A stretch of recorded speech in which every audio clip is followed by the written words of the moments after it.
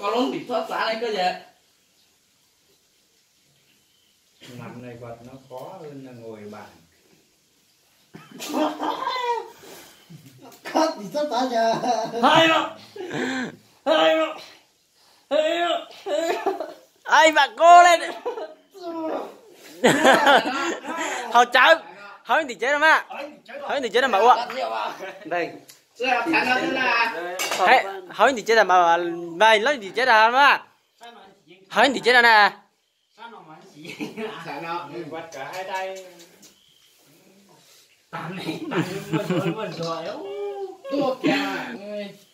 Tay to như Ba chân mày giỏi mà giờ.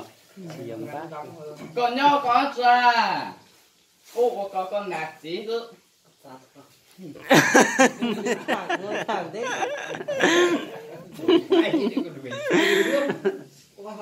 Gì ôn đi à? Ơi, bao chụp tay.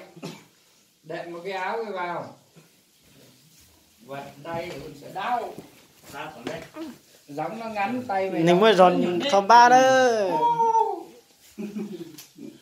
Giống dài thì phải nghiêng cổ tay đi. Mà nghĩa là tôi để bay chứ không. Là y Việt Nam đấy.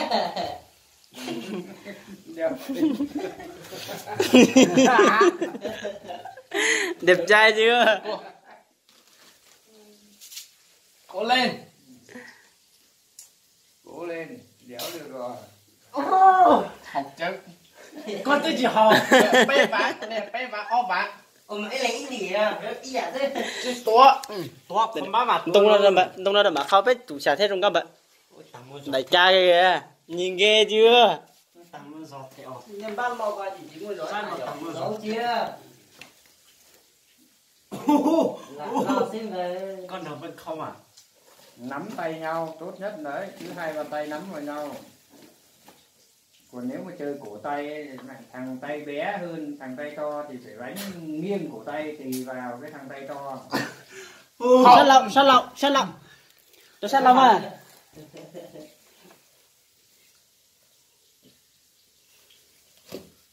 Những chuyện tàng à.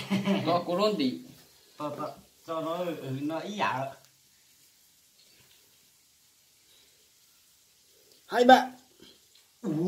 Ta chắc có đắt tiền mới rồi đó.